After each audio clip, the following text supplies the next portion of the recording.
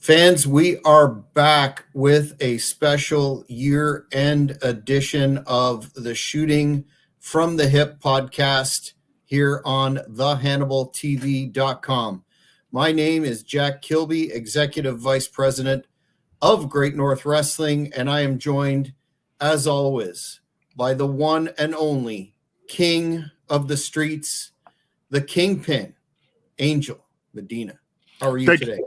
Good and doing good, brother. I would want to wish you a happy birthday. I want to put that out there in the beginning. Bro, I am so excited for this episode. This is an episode that has a lot of meat on it, meaning because it's the year review, man, of all the exciting things, from the CM Punk fights to in the locker room, from Prince Nana doing the swerve, from, people passing away. It's just so Terry Funk, just so much things that happened in 2023 that happened so fast that you didn't realize. But there's a lot of things that happen in pro wrestling. Oh yeah, it's going to go down as one of the most tumultuous years in recent history, both from a business standpoint, a creative standpoint, and then all of the drama that has occurred, mostly with the one company, but also in terms of the courtroom and other developments involving pro wrestling. Some positive, some negative. We're going to talk. We're of course not going to hit everything, but we're going to talk about some of the areas that spoke to us. But before we get to that, can you talk about your continuing progress in terms of physical rehab and the outlook for you in terms of next year getting back into the ring and defending that hardcore road trip heavyweight championship for which you are the longest reigning champion? Well, brother, to be honest with you, man, things are going great, man. I mean, my healing process is just going through the roof. I'm on the treadmill doing inclines, no pain. I started riding the Aerodyne bike. That's what I did today.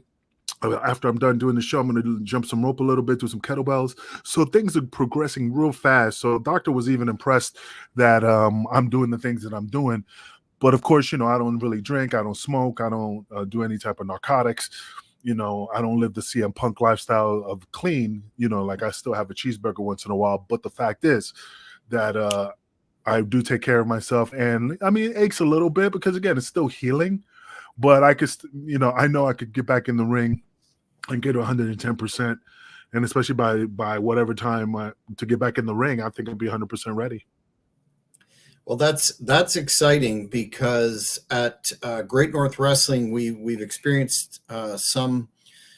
We had a great year in terms of the restart. Absolutely. We had 3 really solid shows, exciting shows, successful creatively and financially. We're just looking at the year ahead and trying to navigate some challenges that have come up, but fans are going to want to stay tuned to thehannibaltv.com to ensure that they get the information about the shows that we are going to present. And there he is.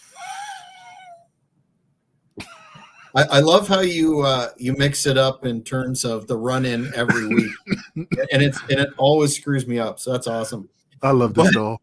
Yeah, he's great. But we're going to look at another strong season. It's just a case of nailing down the final details, and we are going to be proud to have you in a Great North Wrestling ring finally, and we'll be able to pick up where you left off in 2014, I guess, was your last defense of that title against Rhino. I'm so excited. Like I said, I could never put over Canada. I mean, my words don't even describe it because, like I said, every time I go back, I have a great time. I'm a kid in the candy store. So, like I said, I'm always excited. So, once I get back, don't think I'm going to head back to the hotel, man. I'm going to go to Tim Hortons. I'm going to go get me some poutine. I'm going to be running around, man. So, I'm going to be having a great old time. Like I said, I love Canada. Not the cold, but I just love that place.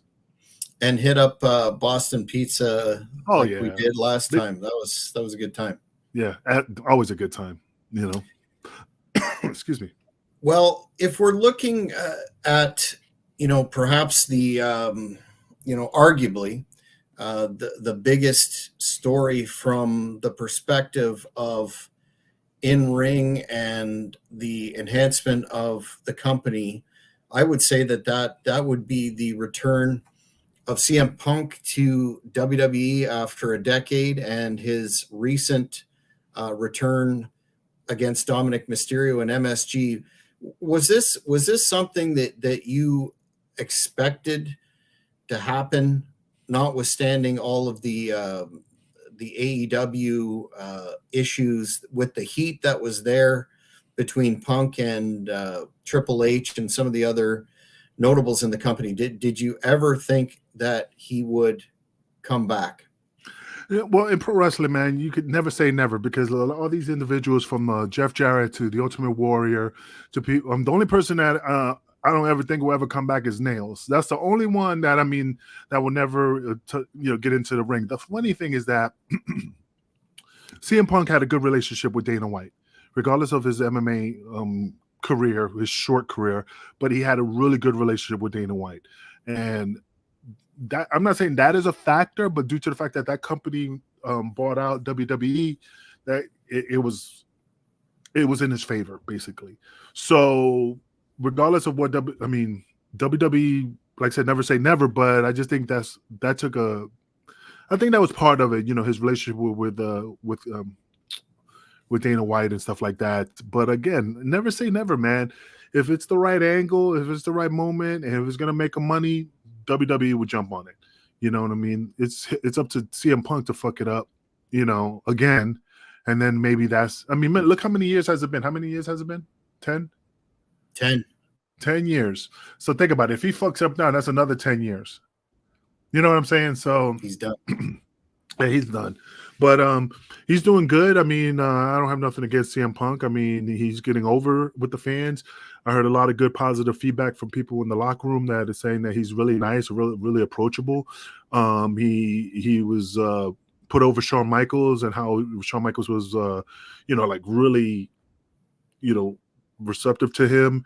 Everybody in the locker room was happy to see him. He was nice to everybody. They even said, hey, he's more than welcome to come back. Also, he went to the Performance Center, and they would really, it was like, hey, he was great. So they even told him, yo, you don't need to, there's an open invitation. You can come in anytime. You don't have to ask. So, I mean, it looks like he's getting off on a good foot. Now, I could see AJ Lee coming into the mix once, he gets his feet wet, and then I won't be surprised. I'm telling you, like a Royal, like the Royal Rumble or something. I won't be surprised she'll pop up, that, or maybe down the road, but she'll pop up. Yeah, I was skeptical based upon his animosity or what was reported as mutual animosity between himself and Triple H. But then when the story started being leaked to Meltzer, allegedly, that there's no interest, and they said no, and Meltzer was reporting that there's not a good chance that he's going to come back. I thought, so they're swerving the sheets, which means that it's a done deal. Mm-hmm. And from that point forward, especially with the Survivor Series in Chicago, I thought they have a history, as you pointed out, of welcoming those back into the fold that have, left, sued, whatever. And we could go from, everyone from Sable to Warrior to all points in between. So that it's exciting for the company and the product. There, it opens up a lot of possibilities. The big question that I don't think folks are really paying attention to now is, he was hurt a lot in AEW, and I'm wondering if, he's obviously on a lighter schedule, maybe doing some house shows, et cetera, but how long is it going to be before he gets hurt again and derails things, et cetera, et cetera? Well, I mean, due to the fact that WWE really take care of their wrestlers, I mean, shit happens in the ring. You can't avoid any type of injury. I mean, no matter how safe you try to be. But I could see him just changing his style. Look at Stone Cold. After he injured his neck, he had to change his style a little bit. And so I think he'll be able to, change it up a little bit, but still be the CM Punk that everybody loves. But he won't be doing no flying elbow outside the ring onto the damn announcer's table. I just see him doing stuff that's more grounded and maybe a couple of little high spots off the second rope. You know what I mean? Simple, but not like stuff like what they did to Charlotte Flair, like lady jumps up and then they slip bust their ass. Nah, he won't be doing that unless there's some big money in it. But yeah, I he's not that saw. old, No, he's 43 or 4, if so he's memory fine. serves me correct. So He's he's fine. he's still got some good years left in him. And I don't know if you saw the footage of the match that he had against Dom Mysterio. I think it was on the 27th. A Just little a bit little of it. bit, just a little Very bit of it. very basic, safe match from what I saw. So I think you're absolutely right. Just remember, I mean, and you know this, once you become a legend, regardless of what's you know how when some wrestlers show up at shows and they don't do shit in the ring because you're just buying the name.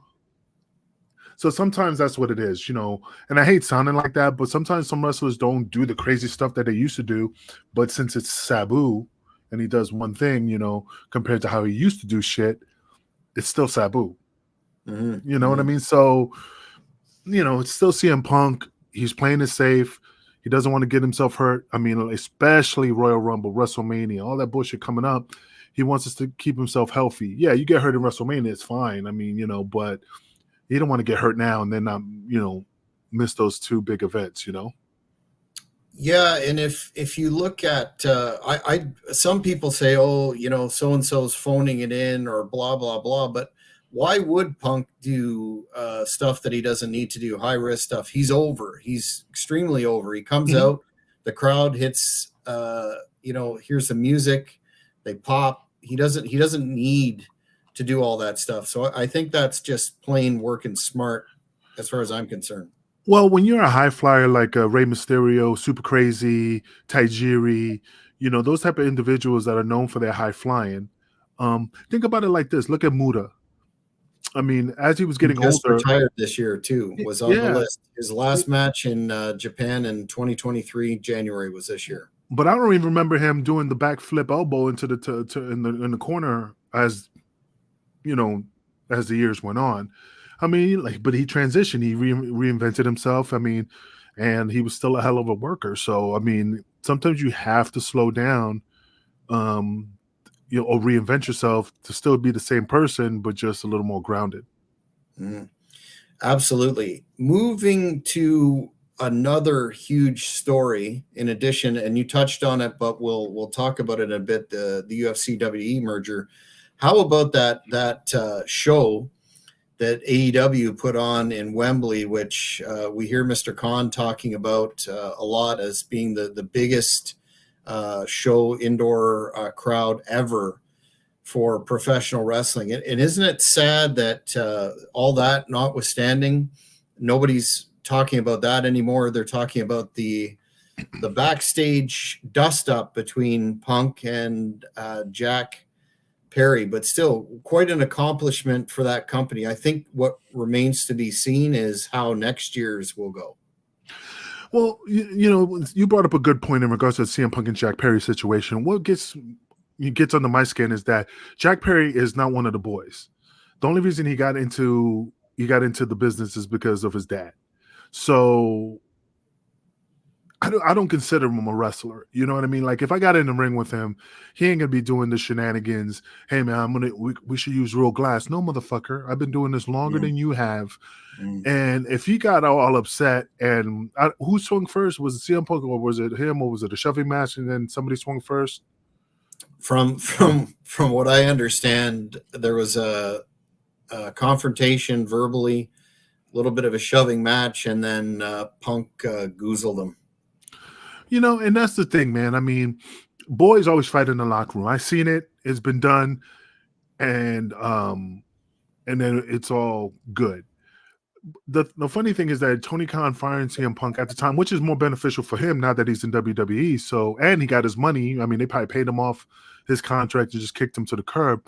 But the point is that first of all, he shouldn't have been scared for his life because of Punk. Punk ain't gonna do anything, and and that he should have like suspended Punk or fined him and then find Perry, because now that he fired Punk, Perry thinks like, oh yeah, see, it was because of me he got fired. He's nobody.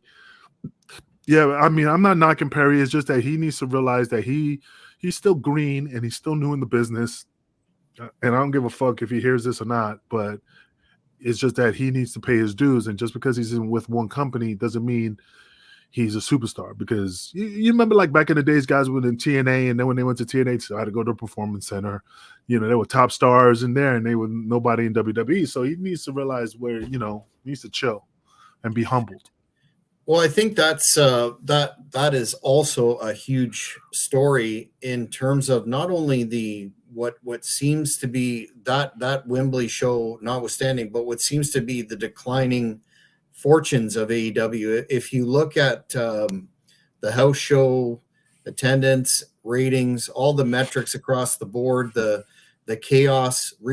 This week there were a number of announcements of key office personnel leaving, including one of the Young Bucks' wives who handled merch, and the individual responsible for booking the buildings on the road. So it's a company that appears to be in a lot of chaos and turmoil.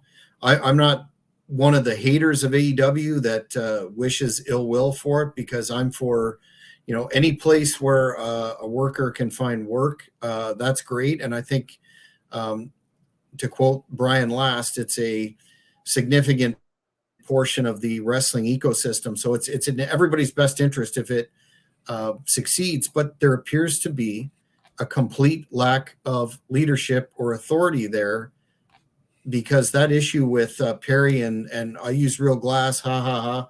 Yeah. Can you imagine that happening in WWE? I don't think so. So I think I fall into the camp of the fact that AEW is not going to turn its fortunes around until Mr. Khan realizes that he's a super fan and a super hard worker and all those attributes, but he can't do everything himself. He needs to bring in others to do the booking for him, the creative, and start being a boss instead of trying to be a people pleaser. And I've had people that work there tell me that he's a great guy, nice guy, but a people pleaser, and it's costing him millions of dollars. Yeah, and that's the thing, man. He needs to just put that. He needs to separate those two sides. He can be a people pleaser and be very humbled and real likable, like a Shane McMahon. Everybody likes Shane, but when it comes to business, that's when he's on that path. So I think he just has people around him that's just walking all over him, using taking his money, and he needs to surround himself with some really good people to protect his interest and his money and the benefit of the company. Because wrestling is like I said, it's just like when TNA first started with Trick Dixie Carter and Eric Bischoff, and Eric Bischoff mentioned it on his podcast that AEW is nothing but another version of TNA. They're regurgitating the same old talent, and they're coming in and getting all this money, which again, I am not knocking them. Make your money, but you're bringing in Jeff Jarrett, you're bringing in his wife, you're bringing in I just hate saying it, man, but it's the same people that you saw in TNA. There's not new faces, and that's the thing. And you're paying them ridiculous amounts of money to, I don't know. It just doesn't make any sense sometimes. And Kerwin points out here, the problem about Tony Khan is he doesn't take criticism, and that's true. If you listen to his media scrums and other interviews, everything's great. You try and bring up valid points, he doesn't want to hear it. I think the difference primarily between TNA and AEW is the funding, but there's got to be a point, even when a seemingly endless supply of money will run out. And I've had, again, people on the roster indicate that it is complete chaos, reminiscent not only of TNA but WCW in terms of formats and QT Marshall, the man who was writing the formats to try and Mhm. get Tony's ideas into some kind of a coherent form. He left. So 2024, I think, is going to be a big time make or break year for AEW. One thing they could do right away is stop bringing in everyone and their dog, hiring everyone.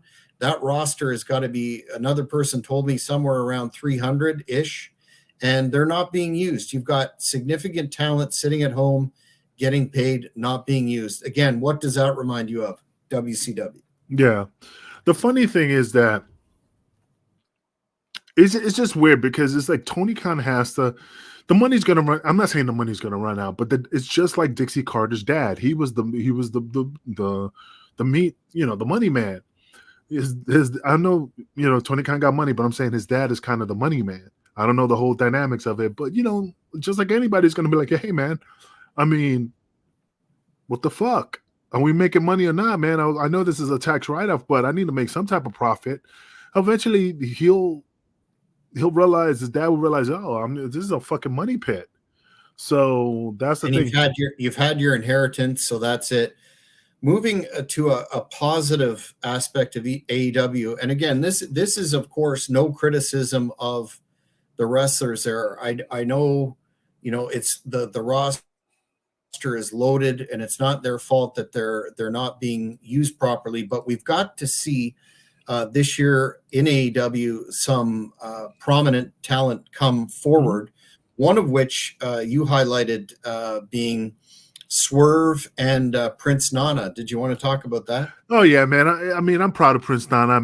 I give him shit all the time, and because it's just we've always been that way. But man, I mean, I hope he doesn't see this because then he'll get a big head. But but the thing is, man, he's really doing good. I mean, he got lightning, and he's lightning in the bottle. Ride the wave until you can't ride it no more, and just sell the shit out. He's doing great. The fans are loving it. So I'm not saying Swerve is not talented, but Nana compliments them just like Slick complimented the Twin Towers, when you're coming out with the Jive So Bro. It just puts it over even more. So I'm pretty happy for him. I know he got Tony Khan's ear, and he told me he has a good relationship with him, and I see Nana doing real good in the company, and hopefully, once WWE sees that, maybe he could be the next Teddy Long in WWE. But like I said, I cannot be more proud of that motherfucker, because he worked hard and he paid his dues, and this is his time to shine. Yeah, shout out to Nana. I just to close the loop on that, I want to predict that if used properly, Swerve will be the AEW World Champion in 2024.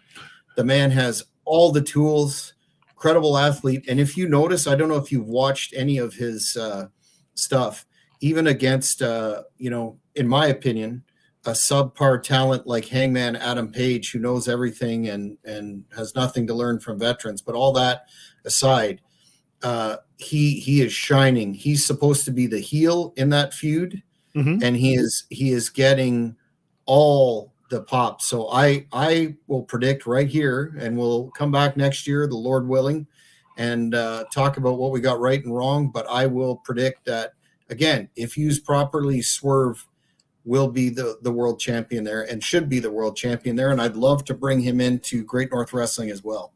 Yeah, man, I can see. He has a good look. He got a good swag to himself. It's just. I can see a lot going for him, man, and hopefully they'll use him in the right way and give him his dues in regards to getting that strap around his waist to even push him even further. So, like I said, with Nana by his side with the Swerve and dancing and stuff and just building it up, I think it's just he's taking it to the mountaintop. Excellent. We've talked about this before. We talked about it at the time that it occurred. I don't know if we've seen really how much of an impact or how the game is going to change for the WWE, but we're talking about the merger with UFC and the new entity, the single company. Punk's back, as you mentioned, with the Dana White connection. I heard that they're considering cutting down on what were formerly referred to as house shows, but now live events, at least for quote unquote secondary and C towns. Yeah. And that could provide an opportunity for those of us in independent wrestling to capitalize. But that definitely was obviously a huge story this year. We haven't really seen in my view, the whether or not they were sincere or talking about getting rid of Vince entirely because of his legal liabilities. Perhaps that has to follow, but it does seem that Triple H is firmly in control, at least of the television product. What are your thoughts on that? Well, I mean, if you really think about it, I mean, who cares if Vince leaves? I mean, he got paid, he sold the company, he made his money. So, I mean, yeah, would it hurt that, like you sold your company and now suddenly you get the boot? But it's not like he's going to be homeless and living in destitute and just, he'd be Vince McMahon. And shit, for all we know, freaking, if that happened, Vince McMahon just pops up on some other company, like, holy shit, just like fucking Eric Bischoff showing up in WWE that nobody thought he would ever happen. So, but I mean, if that happens, I mean, do I think it will? I don't know. Maybe it's hard to tell, but yeah, I don't see that happening. But like you said, Triple H looks like he's in control, and I think they're favoring more on Triple H. And I could see, I could see it tilting that way, but it's just hard to determine when that will happen. Mm-hmm, mm-hmm. Well, one of the major features, according to my friends in the MMA community, and I'm by no means an authority there, of the UFC is cost cutting eventually and trimming down expenses. So maybe this rumor about the secondary towns and cutting down on the house shows is part of it. But that's definitely a story that we're going to have to continue to watch into the next year. In the meantime, they're making more money than they ever had. They're up for new TV deals, et cetera, et cetera. So it's nothing but roses for that company. It'd be interesting to see if WWE does do a deal with Time Warner, which is rumored, in talks with Time Warner, which is the AEW. The AEW company, and that could be trouble, of course, for AEW. Well, I mean, like I said, there's a lot of things could be happening with WWE, and the fact is, if they're trimming the fat, regardless of who they're trimming the fat, they still have to pay off people's contract. So if it's I'm just making it up here, but if it's a Seth Rollins, I mean, the guy, whatever contract he has, they got to pay him out all his money. So is it really like, fuck, like. You know what I mean? Once you're making money and you got money in the bank and you rich, unless you live outside your means, and you get fired, you're like, all right, well, I'm rich. Mm-hmm. I mean, it takes away the heaviness of like when you lose your actual job, like the real world job, and you're like, oh my God, I lost my job, benefits, but once you're in the millions and you got money in the bank and you're like, all right, well, like I said, as long as you don't got a Bugatti and you got a ridiculous house, but if you live modestly and you'll be fine. Like an R-Truth. Would they let go of R-Truth? Think about it. He's 50 years old, my age. Well, I'm older. He, I mean, they're not really using him. I mean, he's great. I'm not knocking him. He's wonderful. But just like you said, if UFC looks at it like, yo, yeah, he's a great guy. Like Alicia Fox, they loved Alicia Fox. She was loved and liked, but eventually, at some point, they were like, "Yeah, we got to let her go," and they let her go. Well, we'll see how that plays out. I think another major story at the end of the year here, in terms of significance for pro wrestling in the mainstream consciousness, is the success of the Von Erich movie, The Iron Claw, which I just took in this morning.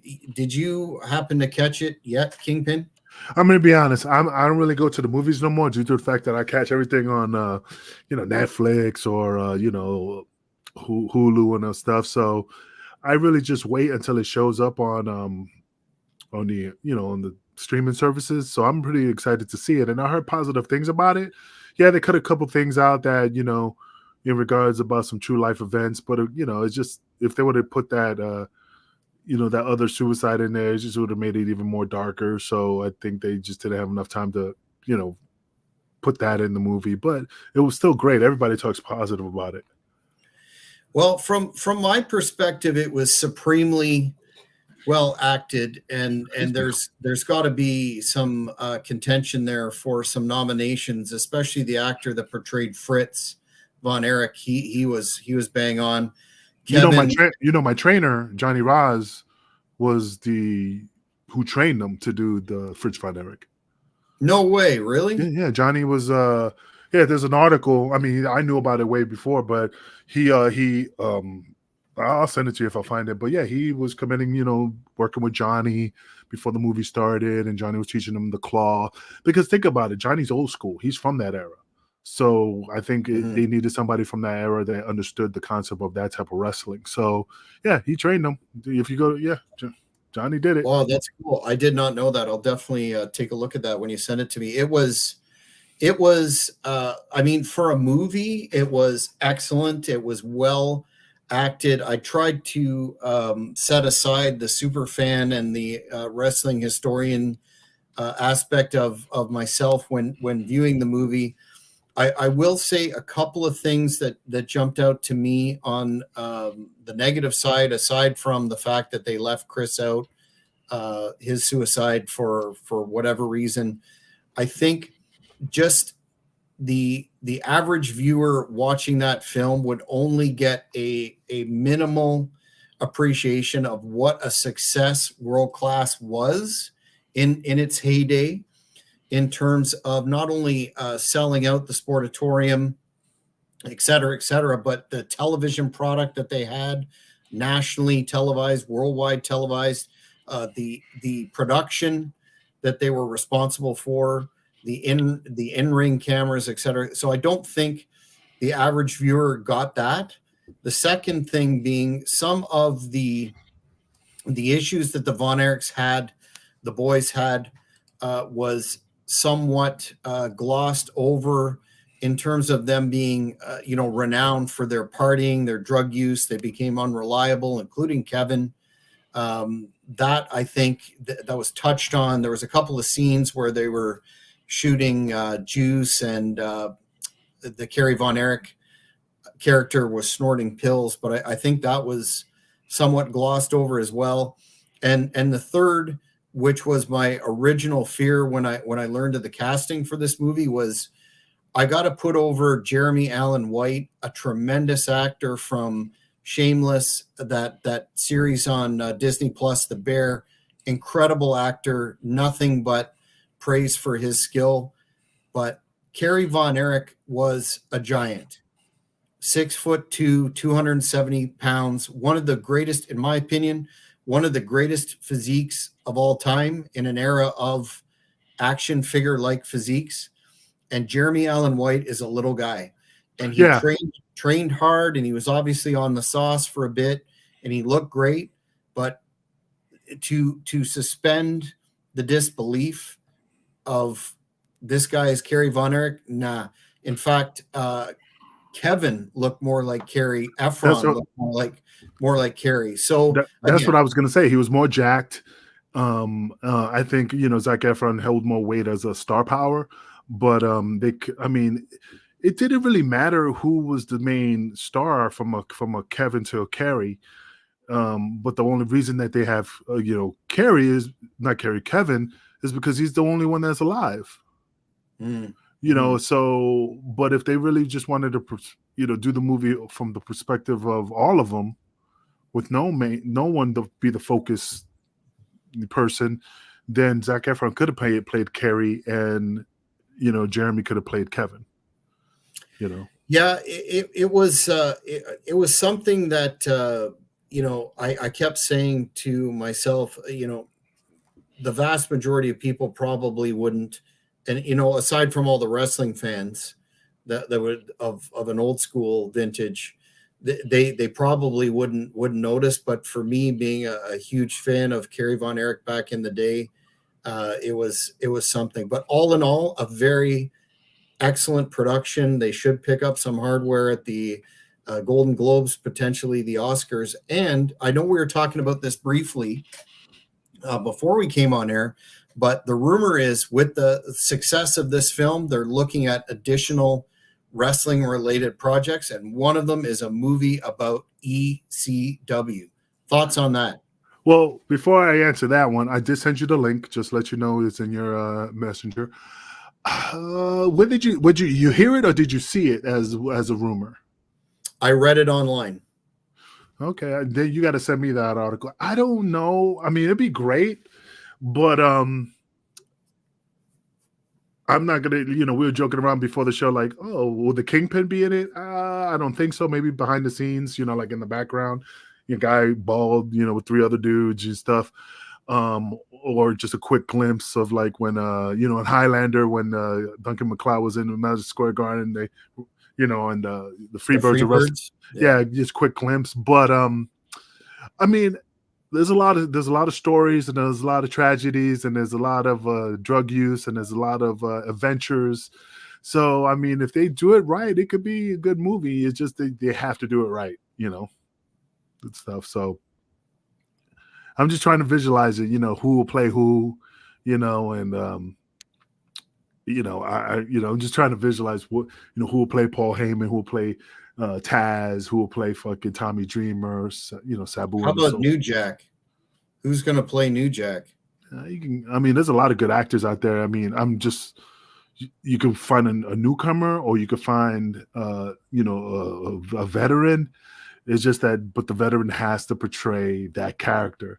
And right now, off the top of my head, I can't think of anybody. And after the show, maybe it'll hit me.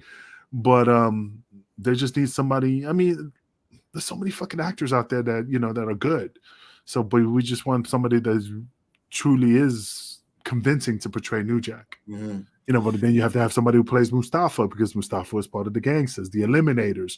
Just so many things in regards to that. The Rock and Rebel, I mean, he committed suicide after he killed his family, I think, if I remember, or girlfriend, whatever. I mean, there's so much stories in there, but they can't go off every damn story that happened, every tragedy that happened in that company. That would be like a 4-hour movie. It still has the potential to be, with all that tragedy, it still has the potential to be a story of, a little engine that could fighting the big dog, so to speak, and succeeding and having a legacy with fans that still love the product to this day. Not including the fact that Paul Heyman was on Vince's payroll. They could maybe do something with that there and underestimate that or underemphasize that. But I see a lot of potential in that for a feature film in the sort of vein of the Iron Claw. And what are they going to focus on? Are they going to focus mostly on Paul Heyman in regards of how he took a little company and made it to a big company and brought it down with the behind the scenes shenanigans? Are they going to be focused on that? Are they going to be focused? How will they handle it? What will be the main story? The rise and fall of ECW. You know what I mean? You just got to visualize what they're going to focus on, what part of the story. Well, we'll have to keep on that story. Moving on to and another thing before they cut you off, C.W. Anderson. I mean, I don't know who they could play him. His head is so big. Besides the Great Kazoo from the Flintstones, or the alien from Star Trek with Christopher Pike, the big domes and stuff. So hope CW sees this. Love you, CW. Yeah, and don't put over DeVito either, right? Who? Oh, yeah. My back still hurts from carrying them. Tremendous. So we're talking earlier about what the most tragic story is in terms of wrestling for impact on shattered lives, et cetera, and I think there's only one. Okay, well, let's go with what I think or what you think. You go first, and I'll tell you me, unless you want me to go first and you tell me. No, you go first. I think Terry Funk. His passing? Yep, his passing. What about you?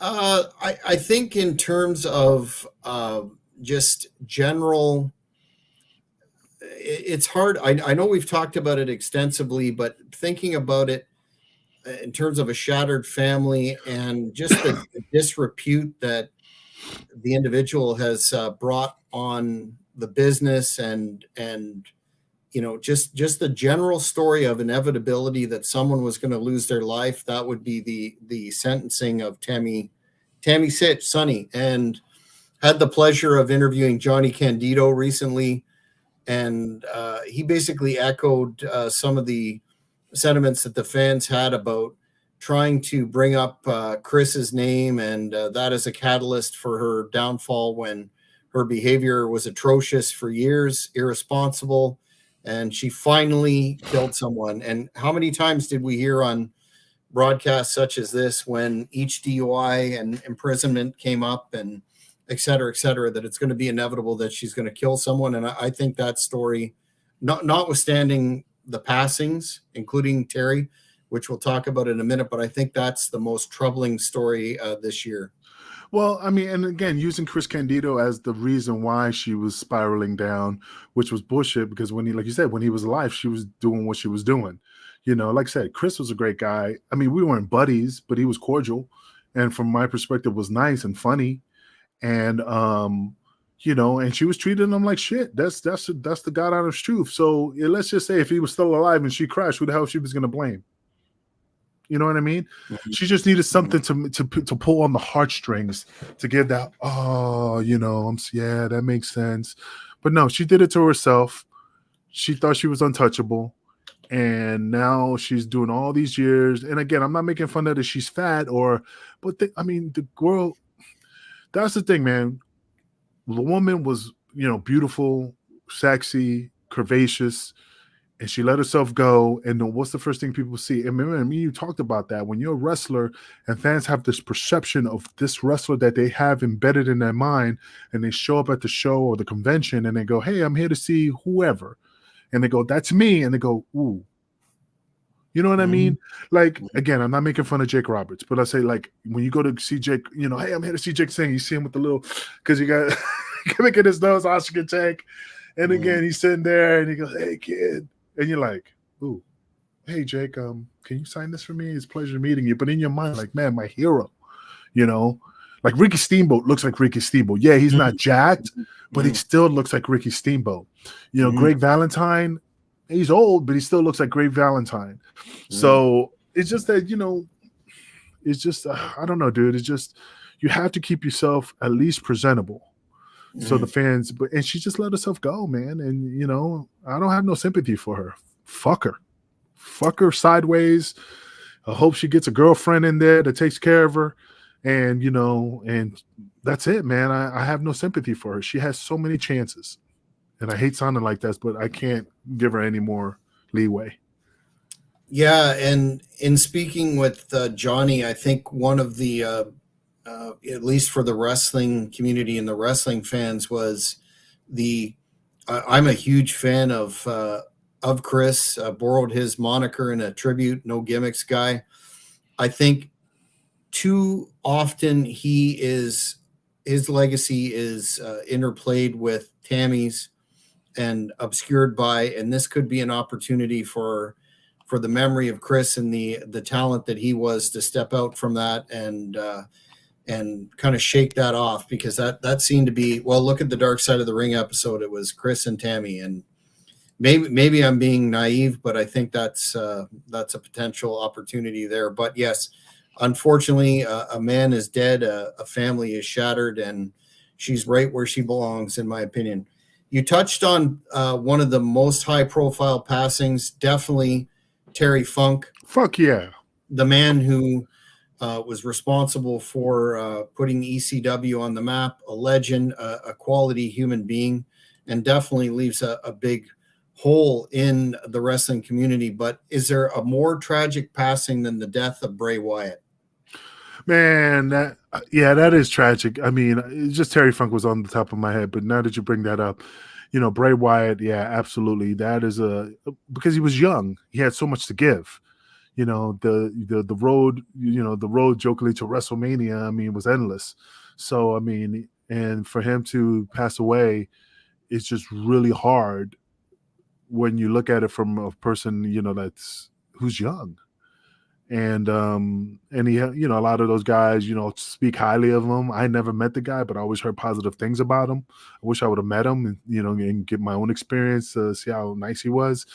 But he was gone too soon, and that's something that's, people should just relish, but you never know what life gives you, man. That's why every day you got to take it like this is your last day on earth. Yeah, don't blow your money and go to do cocaine and strippers, but just enjoy life, man. Don't take things too serious.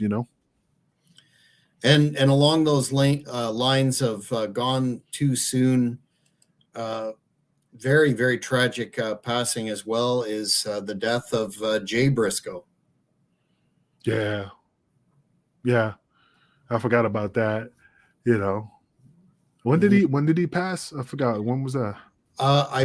And somebody will correct us here, but I think it was just before the summer. He was unfortunately in a vehicular incident that took his life right when the Briscoes were going to do something in AEW. They had the matches with oh yeah FTR, yeah, he was with his kids. He was it was around the summer. It was like, no, he died in January. Oh, was it that long ago? No, wait a minute. Yeah, January soon. Yeah, like in the middle of January of 2023. I could be wrong. I thought it was later than that, but you're probably correct. Yeah, just an amazing talent, one hell of a tag team. I'm gonna look it up. Yeah, finally in a on a platform that could get them recognition and advance their careers. Unfortunately, Mark is of course on AEW television right now and being treated as a jobber. So hopefully they have better plans there for him. But yeah, Jay was a huge and January 17th of 2023. Okay, you're right. I stand corrected. It seemed later than that to me. So those two young fellas passing, definitely very tragic. Amongst some of the other names that we lost this year, of course, superstar Billy Graham, who suffered with health issues for years and years and years and years, and had a close friendship with Hannibal. Suggest fans who haven't seen it, search up superstar Billy Graham on the Hannibal TV, and you'll find a wealth of shoot interviews. The man is definitely, I mean, how can you, when it comes to legends and those that shaped the business as to what it was and what it is, you got to start the conversation with superstar. Do you not? No, absolutely. Superstar Billy Graham, man. I mean, you can't. I mean, guys idolized him, man. The man was, tower of power, too sweet to be sour. You know what I mean? The guy, Macho Man, mimicked him. Hulk Hogan mimicked him. It was just Steiner. The Steiners. You know what I mean? So I mean, the guy was instrumental in this business. He was he had his bullshit drama, but who else doesn't? But yeah, I mean, superstar Billy Graham is the man. But I mean, he was sick for a long time. I mean, he was sick for a long time. He said it was like abuse of steroids and all that stuff. I mean, it is, it isn't, but I mean, he lived a long life, but it was not a comfortable life, if you know what I mean. Mm-hmm. Mm-hmm. And John is pointing out the next on the list right here is the Iron Sheik, and what a loss he was to the business. Bubba. You jabroni. Yeah, I love Sheiky, man. He was a cool dude. I mean, I see this documentary, but I never, when being not in the ring with him, being around him, I just never saw that side of him. He was just always funny. I heard my favorite story of him was that when he was back in WWE, I don't know, it was this during, I can't remember when, but it was his second time around. And they did a drug test, and they go, "Hey, Sheiky, need to talk to you." And it was Vince, and he's like, "Yeah, man, just you tested positive for marijuana. Wow, see, my friend, yes, absolutely, positively, positively. There's no drugs in my system. Yeah, No, that's tremendous. Yeah, it's positive. That's good, right? positive, good baby, Oh, cheeky, good, oh, clean baby. You know, and you know there will never be no one like him, man. I mean, you know, Jabroni came from the Iron Sheik. You know, everybody mimics the Iron Sheik. And there's only one Iron Sheik, man. You know, he's the one that did the Persian clubs. You know, people, I mean, now that you know, Al Snow is doing it and stuff, but who's the innovator of that? The Iron Sheik. I want to get some. I want to try that shit out. And I did. You did? I met the Sheik at an independent show about 2000. Boy, when would this be? Before 2010, it was a big show actually for an indie. There was Brutus Beefcake there, the Hammer, Sheik, and a couple of others I'm forgetting. And he was challenging me to try the clubs, blah, blah, blah. I picked them up and decided discretion was the better part of valor, and then moved on. But yeah, he became a pop cultural phenomenon as well, which, you know, good for him. He had a lot of notoriety. He got a lot of notoriety, especially being on the Howard Stern show. That kind of little bit resurrected his career. I'm not saying it was any negative stuff, but it did resurrect him, and it really helped him out to, you know, get a popularity. So, I mean, and he was, you know, the bodyguard of the Shaw or something like that. He was Olympic. I mean, he was a beat wrestler. I mean, the guy was, I mean, yeah, he doesn't look like it at the time when he was older, but he had a body and he was strong, dude. He was a beast, man. Other passings of note, the one half of the New Zealand sheep herders, famous for his stint as part of the Bushwhackers, Butch Miller, great guy. Had a chance to do one of the last interviews with him and his partner Luke. Kind of an unexpected deal there as well. He needed some medical treatment and didn't get it while he was overseas. So Helen Miller, his widow, is a great follow on social media. If you have an opportunity to check her out, that was sad. The great promoter Jerry Jarrett passed away. Oh yeah. And I would strongly recommend the fans watching to search up Jerry Jarrett on the Hannibal TV. Hannibal actually went to his Hendersonville, Kentucky. Sorry, I'm saying that incorrectly. His estate and did a very lengthy interview with him, and that's fascinating in terms of wrestling history. You know, I don't mean to jump back, but it just popped in my head, so I just try to throw it out there. You know, you're talking about, like, you know, the Iron Claw and then the ECW rumor. You know what would be a really good movie? Bruiser Brody. Yes. That would be a good movie. You know? Yes, I think the actor that they tapped to play Brody in the Iron Claw wasn't the best, but nowhere near as poor, in my opinion, as Ric Flair. Just horrendous. If you happen to see the clip of the interview, I saw the guy I saw the clip. It looked like shit. Oh yeah, it wasn't good. Will Ferrell would have been. Yeah, that's what I say. I got got these plums. Yeah. He would have been much better. But Jerry Jarrett, legendary promoter, gone, unfortunately. Mantar, who had a brief stint in the WWE, managed by Jim Cornette. Again, some of the last interviews that he gave are on the Hannibal TV, and was quite an engaging interview. And it was PN News' half brother. Oh, really? I didn't know that. You didn't know that? No, really? Yeah. They're half brothers. I forgot the whole story, but yeah, look it up. I mean, I'll find it for you, but yeah, they're half brothers. Oh wow, learn something new every day. I thought you knew that. And finally, aside from the news today that Killer Khan passed, who had an excellent gimmick, excellent look, and one hell of a couple of really good matches with Kamala, amongst others, Andre the Giant, et cetera, et cetera. Lanny Poffo left us. Yeah, man, the Randy's genius. brother.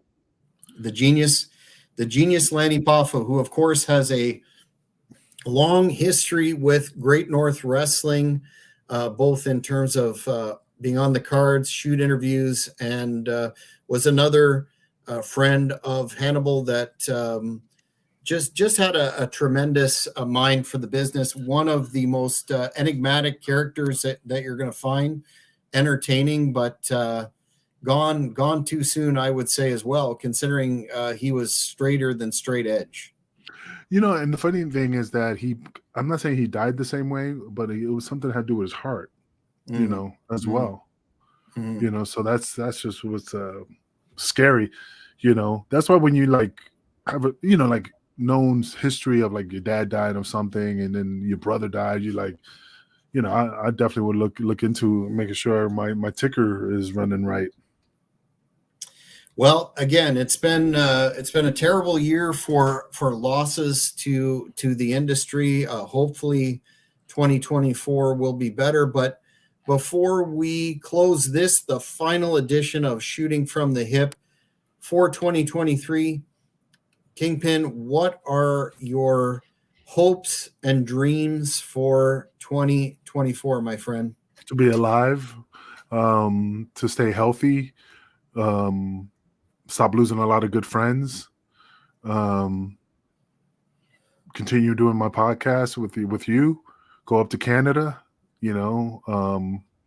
just enjoying life, man. I mean, that's what it is, man. I mean, I had a blessed career, but I still have a lot to give, regardless if it's in the ring or out the ring. It's just I still have a lot to do, and hopefully, 2024 and 2025 and 2026 it will just get better and better.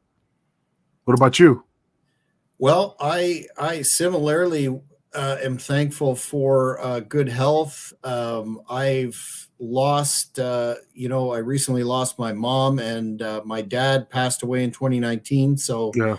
I think I'm carrying on their legacy now. I'm grateful for the support that I have in my life. I'm grateful for the opportunity to do this podcast, for you to do work for the Hannibal TV and Cheap Heat Productions.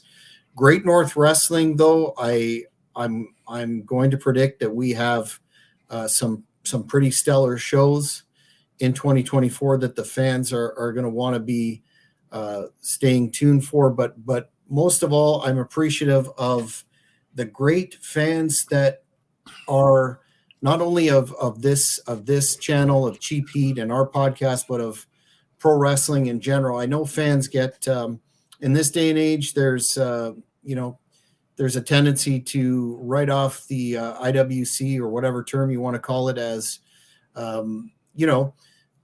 negative all the time, but that certainly hasn't been my experience. I think we've got a very strong positive fan base. The fans that express their concern about your healing process, and the ones that follow and provide us great input on the show, we appreciate it and are blessed by the opportunity in some small way. I know there's a lot of choices out there. Those that tune into our show and enjoy what we do, I'm very thankful for them.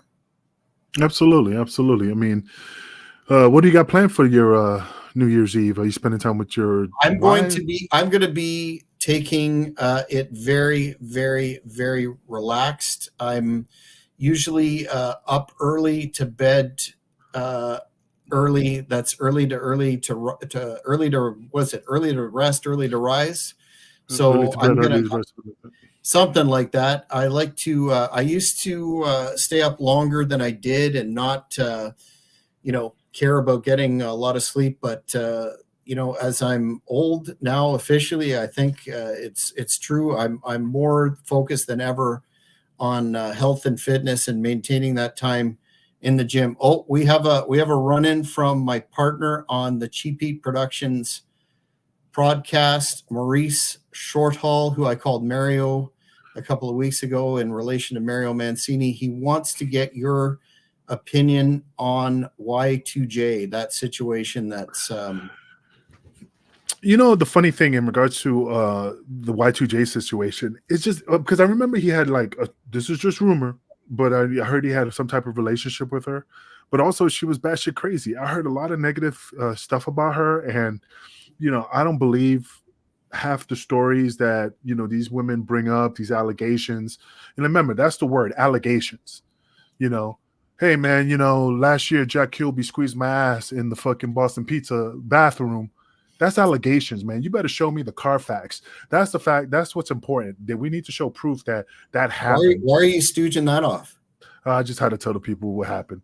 But I mean, but that's the problem, man. It's just that just because a woman, and I'm not trying to knock them, there are legitimate cases out there, but there's a lot of liars out there as well. And the liars hurt the ones that are really victimized in situations like that. So it's hard to believe them because there's these liars that do that. And like I said, when did this happen? And she's going to say, well, 2 years ago. And then, well, 2 years ago. Well, you better show proof. And I don't know Chris Jericho. I don't have nothing against Chris Jericho, and I'm not rooting for Chris Jericho.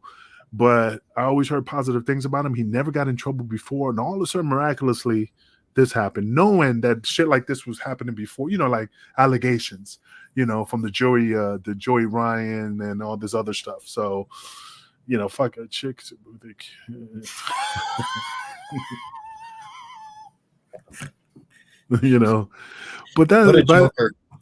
But that's what I'm saying, man. I mean, it's a shame.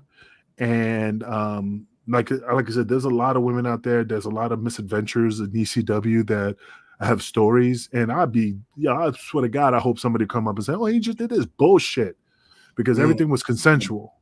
Was I a heel? Was I a dick? Yeah, absolutely. Hey, you need to go. What?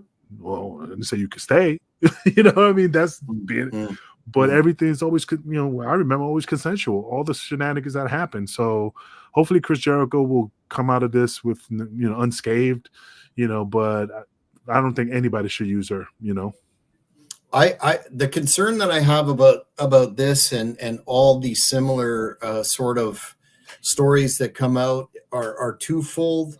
It tends to be guilty until proven innocent. Yeah. And it seems to be a pile-on effect.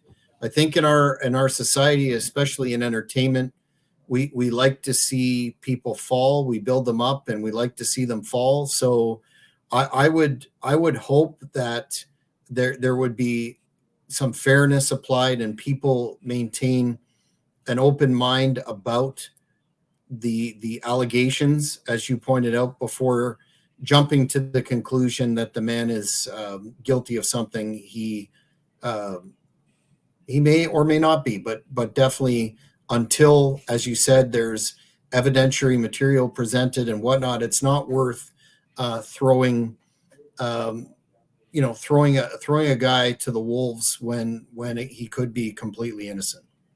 Yeah, I mean, that's the truth. Why throw him to the wolves? I mean, look at and I'm just making a joke here, but look at that situation where, your favorite Prime Minister Trudeau, when he did blackface, and he's still in office. Also he gave that Nazi guy some kudos. He's still, but at least you have proof to say, yo, we don't want you there. This is what happened. You got the proof. But if it was just hearsay, then it's just hearsay,